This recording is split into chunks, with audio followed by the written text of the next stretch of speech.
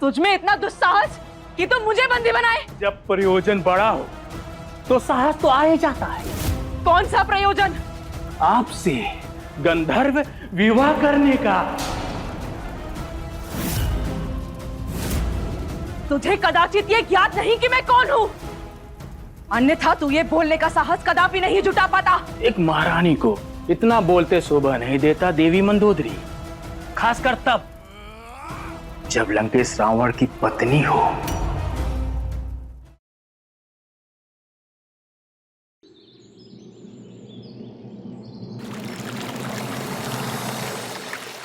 मेरे 8वें बाण को साधने का समय हो गया।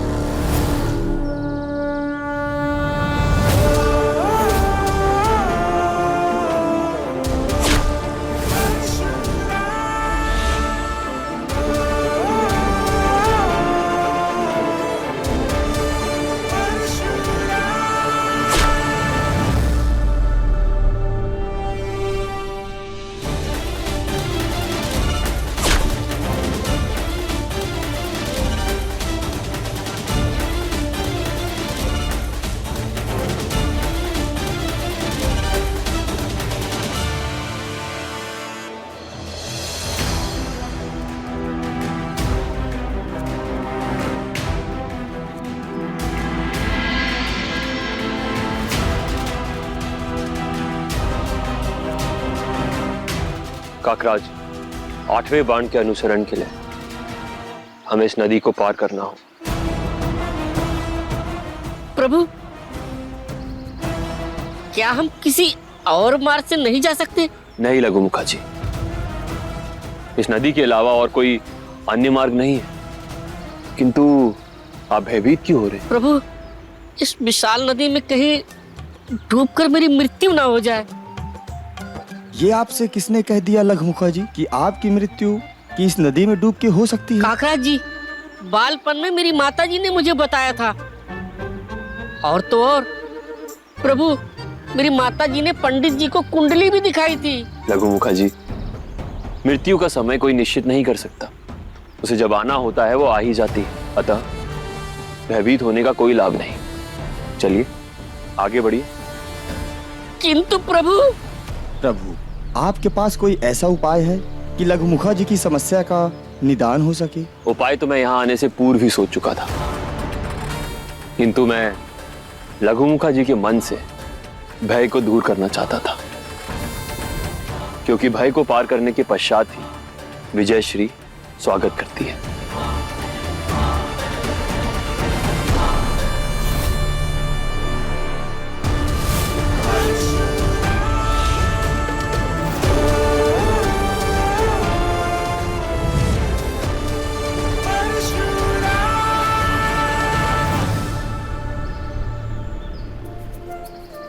लीजिए लघुमुखा जी, हमारे प्रभु ने आपकी समस्या का समाधान कर दिया। काकराज जी, प्रभु सिर्फ मेरी समस्या का समाधान नहीं, अपितु संपूर्ण संसार की समस्या का समाधान समय समय पे करते रहते हैं।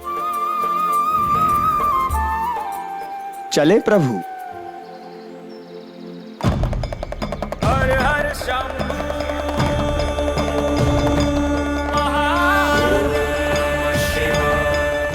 महादेव का त्रिशूल, वो भी डमरू नाथ के साथ प्रभु।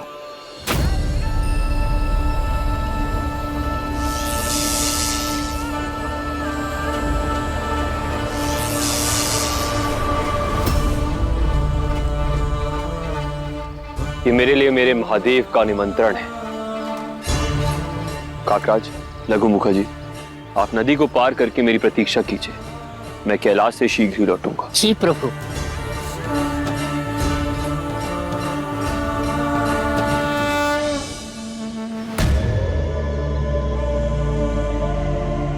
एक तो ज्ञान दो, ऊपर से तिरस्कार भी सहो।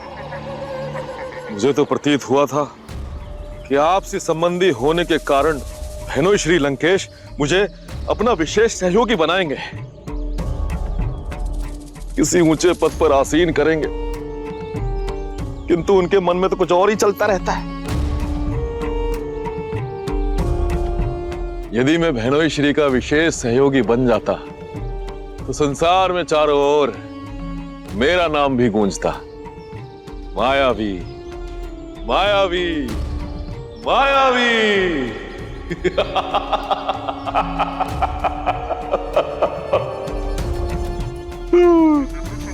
किंतु जब मार खाने का समय आता है तो मेरे प्रिय दुष्ट बहनोई श्री सदैव मुझे आगे कर देते हैं, और जब कोई विशेष कार्य करवाना होता है तो किसी और के पास चले जाते हैं।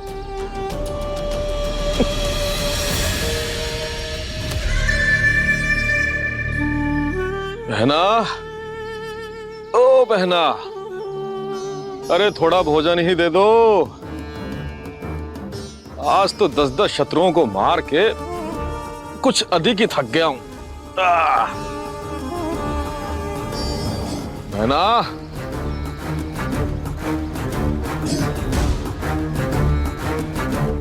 आज मेरी बहना को क्या हुआ?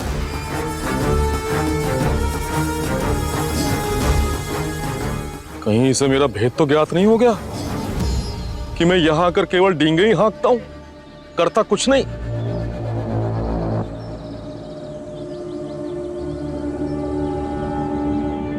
बहना, ओ बहना।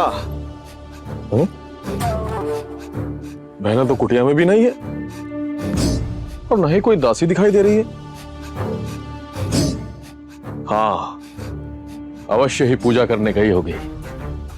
चलो तब तक मैं विश्राम कर लेता हूं।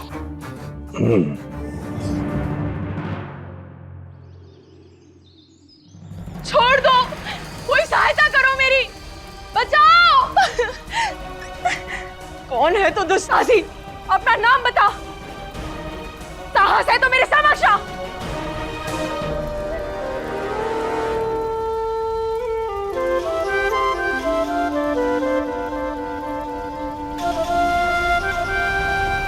लीजिए, आ गया अश्वासुर आपके समक्ष।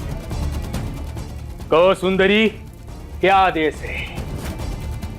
उसे अश्वासुर तत्काल पूर्ण करेगा। पहले मेरे बंधन खोल। तुझ में इतना दुस्साहस कि तुम मुझे बंदी बनाए। जब प्रयोजन बड़ा हो तो साहस तो आ ही जाता है। कौन सा प्रयोजन? आपसे गंधर्व विवाह करने का। मुझसे गंधर्व विवाह? हाँ, जब आपको प्रथम बार देखा था उसी क्षण मैंने आपसे विवाह करने का मन बना लिया था सुंदरी। नीच, दुष्ट, अधम असुर, तुझे कदाचित ये ज्ञात नहीं कि मैं कौन हूं, अन्यथा तू ये बोलने का साहस कदापि नहीं जुटा पाता। यदि तू ये जान जाए कि मैं किन की ब्याहता हूं तो तू इसी क्षण मेरे चरणों में गिरकर अपने जीवन की भीख मांगेगा। एक महारानी को इतना बोलते शोभा नहीं देता देवी मंदोदरी, खासकर तब जब लंकेश रावण की पत्नी हो।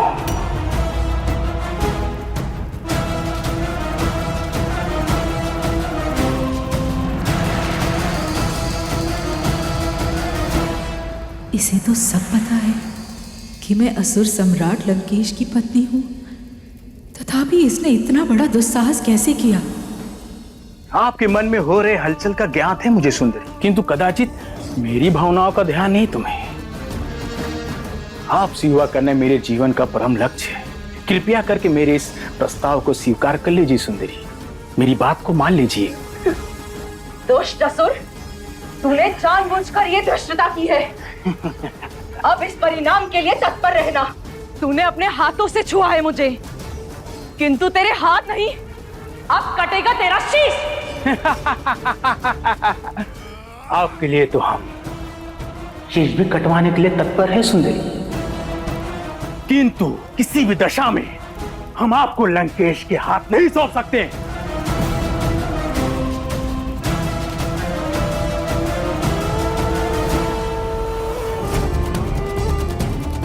ये घटना इतनी साधारण नहीं है जितनी दिखाई दे रही है। इसके पीछे कोई ना कोई बड़ा कारण अवश्य ही होगा।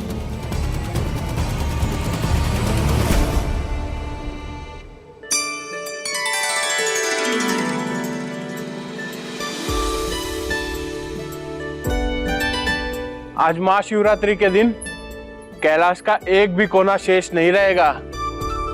प्रत्येक कोने को ऐसा सजाऊंगा कि सभी की दृष्टि हिम की भांति जम जाएगी। अवश्य जमेगी नंदी महाराज।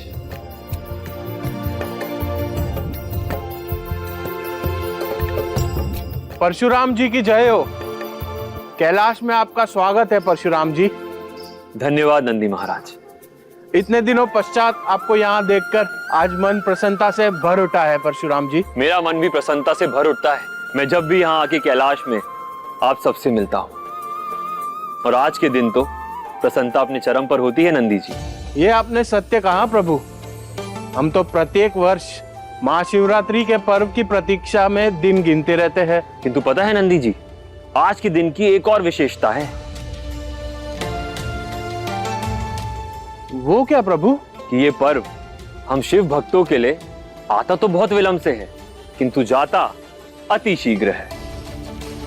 इसलिए प्रभु महादेव और माता पार्वती का आशीष ले आता हूं। किंतु माता तो श्रृंगार कर रही है और प्रभु भी वही विराजमान है। आप एक कार्य कीजिए, आप यही विश्राम कीजिए। नहीं नंदी जी, एक भक्त कार्य करे और दूसरा भक्त विश्राम करे, ये तो अनुचित है। लाइए, मुझे कुछ कार्य दे दीजिए। जी आइए, मैं शिवरात्रि के महाभोग की तैयारी कर रहा था। आप ये कार्य कर लीजिए, मैं कोई दूसरा कार्य कर लेता हूँ। अवश्य नंदी जी।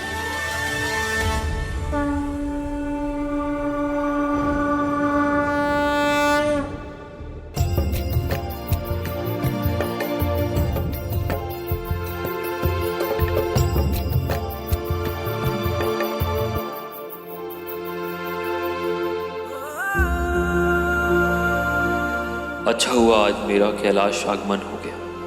प्रभु महादेव से भेंट होते ही मैं उन्हें अवगत भी करा दूंगा कि मुझे लंकेश रावण की कुंडली के 7 खंड प्राप्त हो चुके हैं। अब 3 खंड और प्राप्त होते ही लंकेश रावण की मृत्यु का योग भी उजागर हो जाएगा।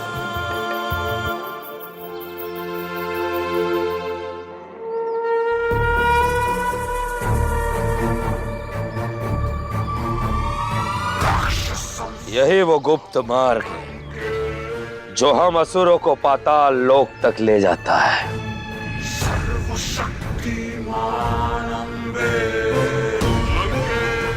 आज वर्षों के पश्चात मैं अपने प्रिय भ्राता ऐरावत से भेंट करने वाला हूं, किंतु मुझे लगता है कि कदाचित मुझे अपने भ्राता ऐरावत से पहले ही भेंट करने आ जाना चाहिए था।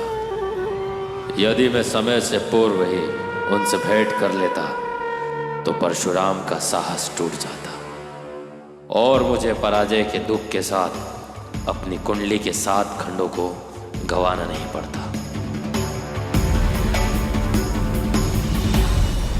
प्रणाम लंकेश महाराज। मैं अपने भ्राता ऐरावत से भेंट करने आया हूँ। शीघ्र जाकर उन्हें बताओ कि लंकेश रावण आए हैं। क्षमा कीजिए महाराज लंकेश, हमारे महाराज पाताल लोक में नहीं है। पाताल लोक में नहीं है तो कहाँ है आपके महाराज? महाराज किसी विशेष कार्य से गुप्त स्थान पर गए हैं। कृपया आप तब तक महल में विश्राम कीजिए, क्योंकि महाराज कब तक लौटेंगे कुछ निश्चित नहीं है। कोई बात नहीं द्वारपाल, वैसे भी मैं बहुत समय के पश्चात पाताल लोक में आया हूं। कुछ न कुछ तो नया परिवर्तन हुआ ही होगा। मैं उन्हें देखकर ही अपना समय व्यतीत कर लूंगा।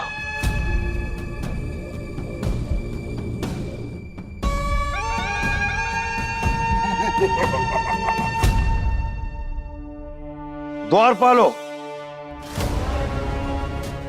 ये पाताल लोक में छिद्र कैसा जो धरती की ओर खुल रहा है? ये तो हमें भी ज्ञात नहीं है लंकेश महाराज। धरती से किसी वस्तु का आगमन हुआ और तुम्हें ज्ञात भी नहीं कि क्या हुआ। क्षमा करें लंकेश महाराज, कृपया उस दिशा में मत जाइए। क्यों? क्योंकि उस दिशा में देवी या लक्ष्मी का वास है, जिनकी छाया से सभी दूर रहते हैं। उस ओर कोई नहीं जाता, हमारे महाराज भी। किंतु मुझे यह ज्ञात करना है कि यह छिद्र इस पाताल लोक में बना कैसे है।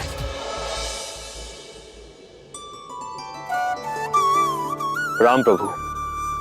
प्रणाम माता। कल्याण हो वत्स। प्रणाम प्रभु। प्रणाम माता। तुम दोनों को मेरी ओर से मंगल आशीष। किंतु स्वामी, एक भक्त का आगमन होना अभी भी शेष रह गया है स्वामी। किसका देवी? आपके प्रिय भक्त लंकेश रावण का।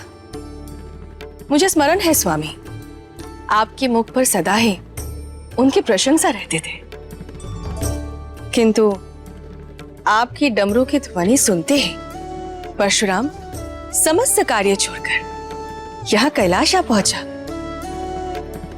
किंतु रावण अभी भी अनुपस्थित है। तो आप ही बताइए स्वामी, प्रशंसा के पात्र कौन हुए? लंकेश रावण अथवा परशुराम? निसंदेह परशुराम हुए देवी। तो स्वामी, आपके मुख पर सदैव रावण का ही क्यों नाम रहता है? आप कभी भी परशुराम की प्रशंसा क्यों नहीं करते?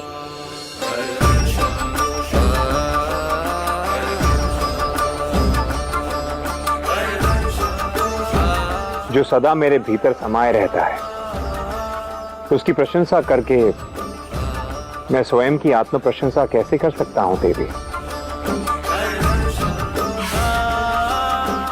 आपकी इस उत्तर से मैं अति प्रसन्न हुई स्वामी। देवी,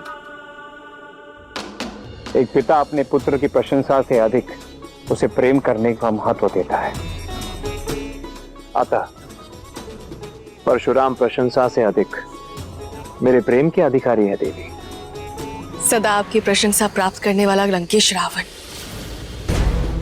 सत्य में किस पात्र के अधिकारी है स्वामी, जिस तक आपकी डमरू की ध्वनि अभी तक नहीं पहुंची?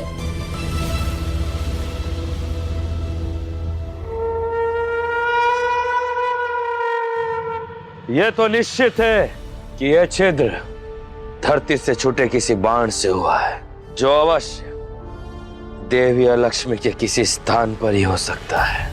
किंतु उस बाण के यहां आने के पीछे किसी का क्या प्रयोजन हो सकता है?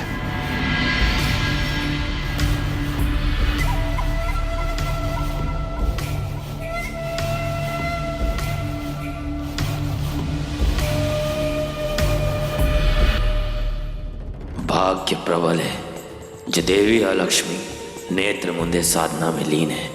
यदि खुले नेत्रों से इनका सामना मुझसे हो जाता तो अब तक तो मेरी लंका कोयले के भवन में परिवर्तित हो चुकी होती।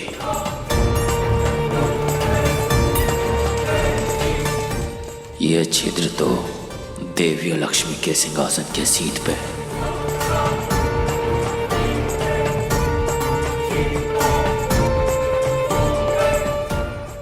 ये तो परशुराम का बाण है। परशुराम का बाण यहां पाताल में कैसे है?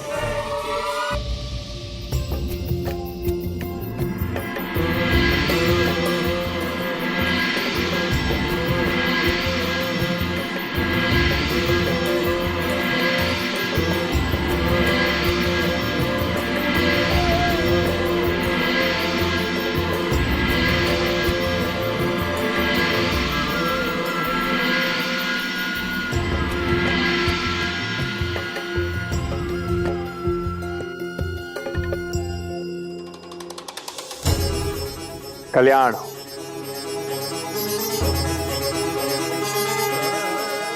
तुम सदा अपने लक्ष्य में सफल रहो, ये मेरा आशीर्वाद है तुम्हें परशुराम। धन्यवाद प्रभु।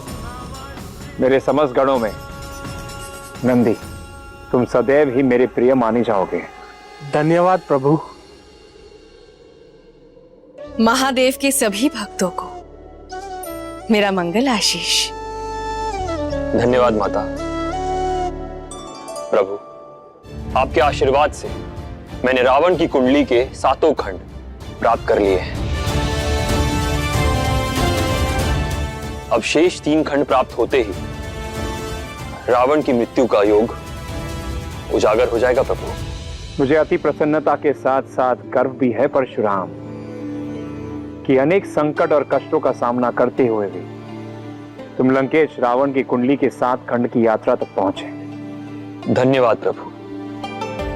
और प्रभु, 8वां खंड प्राप्त करने के लिए आपके धनुष से 8वां बाण निकल चुका है।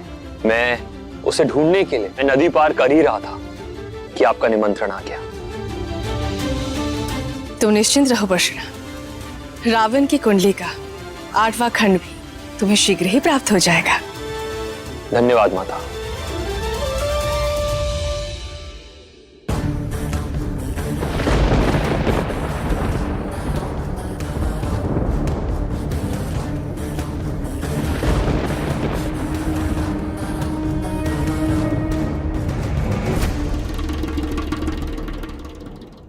मंत्रणा के बीच ऐसे अकस्मात स्वामी का ध्यान में चले जाना, ये तो किसी अनर्थ का संकेत है। अनर्थ का संकेत? क्या अनर्थ माता?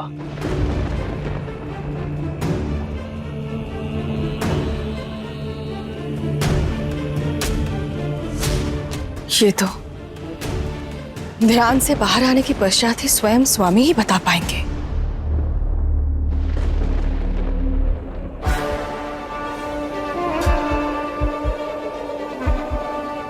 देवी अलक्ष्मी,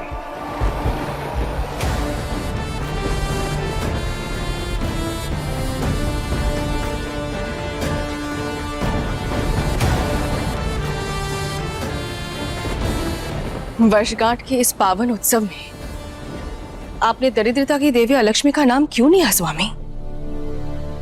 क्योंकि लंकेश रावण पाताल लोक में इस समय देवी अलक्ष्मी के समक्ष खड़ा है और परशुराम के 8वें बाण को निहार रहा है, जो देवी अलक्ष्मी के सिंहासन के समीप धंसा है। किंतु प्रभु, आपका 8वां बाण पाताल लोक पहुंच गया है। हाँ वत्स, और तुम्हारे बाण के पीछे दुष्ट लंकेश भी पाताल पहुंच चुका है परशुराम। यदि भूल से भी लंकेश रावण ने देवी अलक्ष्मी को अपने गहन निद्रा से जगा दिया तो क्रोधित होकर देवी अलक्ष्मी उस बाण को अपने पास रख लेगी जो उनके चरणों के नीचे है। और यदि ऐसा हुआ तो लंकेश रावण की कुंडली का वो 8वां खंड परशुराम को कभी प्राप्त नहीं हो पाएगा।